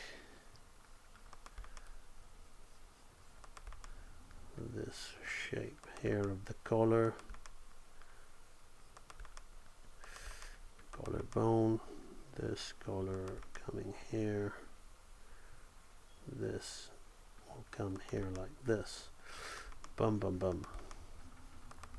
Right, so then we need to think about the hairstyle, So this would be like this. Alright, something like this. Now I need to look, I can look at his model just a little bit at a 3/4. This'll do. This is not quite a 3/4, but it'll do. I don't really need to look at the model of him anymore, to be very honest with you. I've got my own thing going here, but I don't really have a view of this particular angle, so which is why it might be helpful. But we have this. Let's check how that works. Vum. Yeah, that's all good. So we have the subtle head turn. Right, I'm going to draw this in because it'll be nice too. Alright.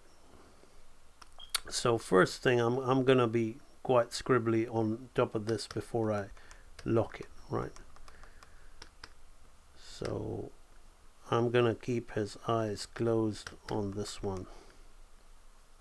And I'm going to think about his eyebrow expression and his nose. Really don't need to think too much about the face, to be honest with you. It's a nice character, but these designs can be quite generic, to be very honest with you, right? So these things come here like this. Now we have the sideburn, right, which is gonna come, I'm gonna angle the sideburn this way. I'm gonna have the hair, it's gonna be like this. Alright. Right, okay, so then this, I'm gonna kind of keep his hair. His hair is gonna be, let me look at this, right? So we've got something like this. There's gonna be this one here, actually. That's what we were getting wrong. And these all come in this way. Yeah, so that's that one. Bum. That's that one. Right. Then we have this guy coming in on this side. Right. So this will be kind of like just going in on there like that.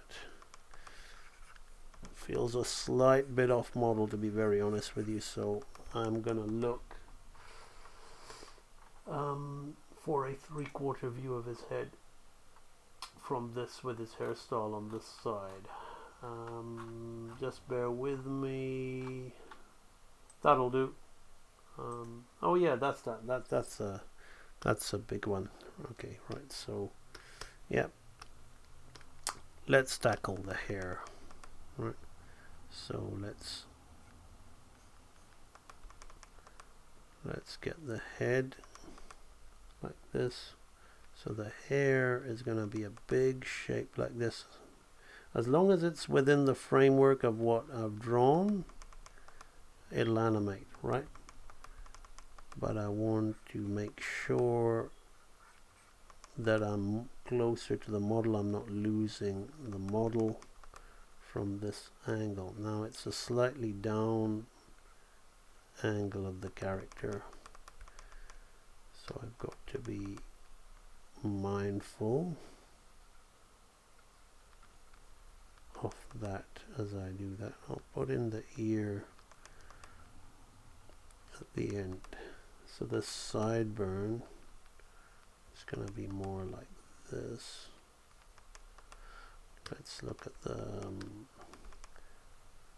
pattern of the sideburn here, right? And his hair, oh, it wasn't that far out. It comes out like that. Right, so we can bring that in there like that. So a little bit, I'm being a little bit stiffer with his hair as I'm trying to get the model here, but it's okay. It's just for one frame, and we're gonna have a little bit of follow through on his hair, but not too much.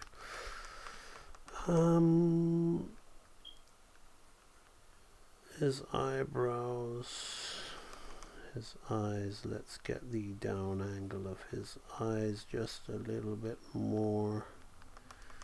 There, the nose is fine.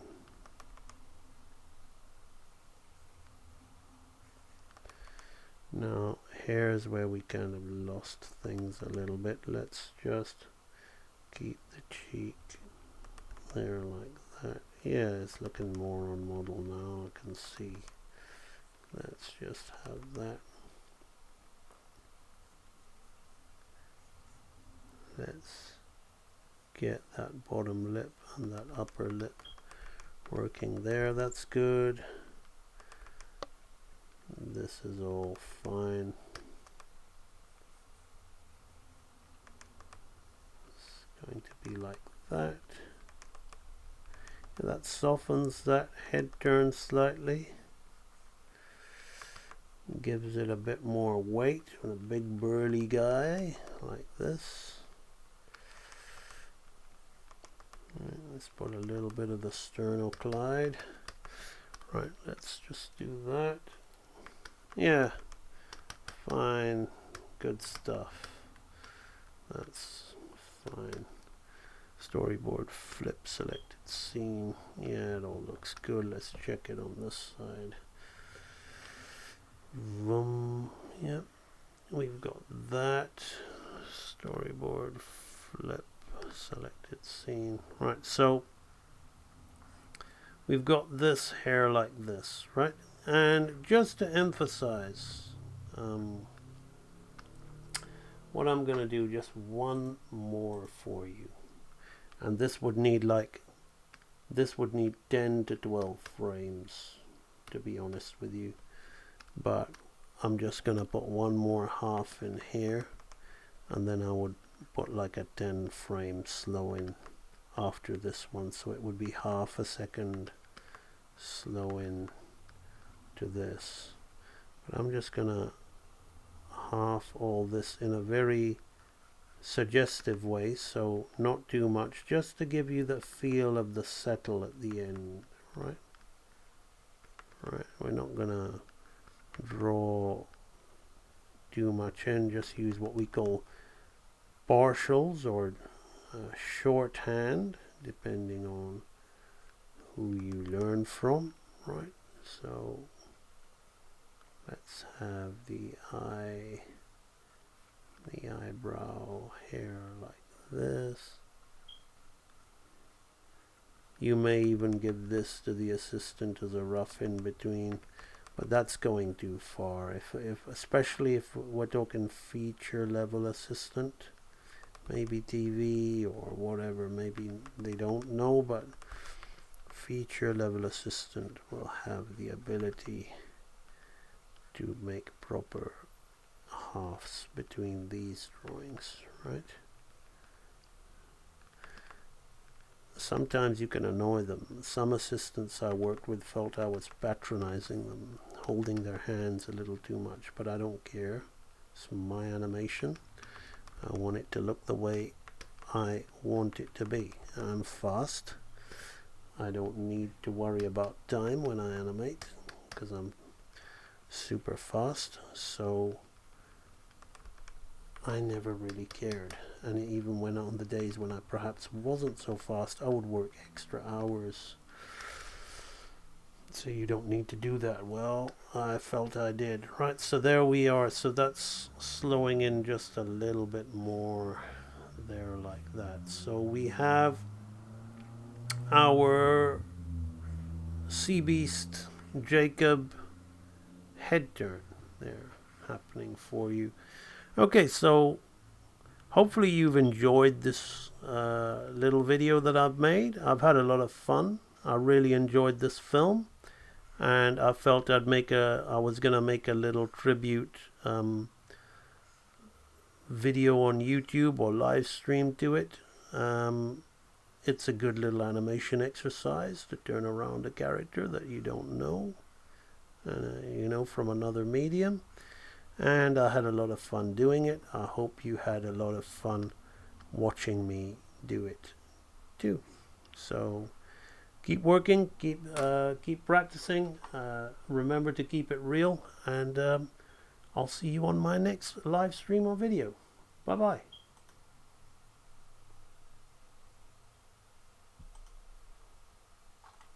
Actually, let's leave you with some testimonials from the Real Animator Training Library. Take it away, guys. The question has been asked to me, is Real Animator Training Library the real deal? Is that Real Animator Training real? Absolutely. The Real Animator Training provided by AMB Animation. It is absolutely the best ever. Is Real Animators Training for real? Yes, it is. Where have I been learning animation? Well, the Real Animator Training Library. And there's so many videos in the library that you could learn forever. I'm just so happy with the way that I've progressed since I've started in the AMB Animation Library. I'm a post-production artist. I'm also a member of the AMB Real Animator Training Library. Is AMB's Real Animator Training for real? I definitely have to say I think it is. I've been to art school for 4 years, and I've never had any lesson that was as good as the ones that AMB gave me. AMB Animation can be a life changer. Certainly was for me. I totally love it. That's what I have to say. That's the way I have to say that I love it, because I must admit that at first I didn't trust it too much. I never thought that would make that difference in my life. So I went ahead and hopped on into the library, and that library is just so valuable, so many things you can learn, and every video is like packed with this information that I would never be able to get anywhere else. I bought this in support because it has changed my life, and everyone's lives are being changed by this, and this experience has been great. It's just truly amazing. I may have said that already. But yeah, it's been one of the best things that's happened in my life. Is Real Animation Training Library real? It doesn't get realer. Thanks. So, are you gonna join the library?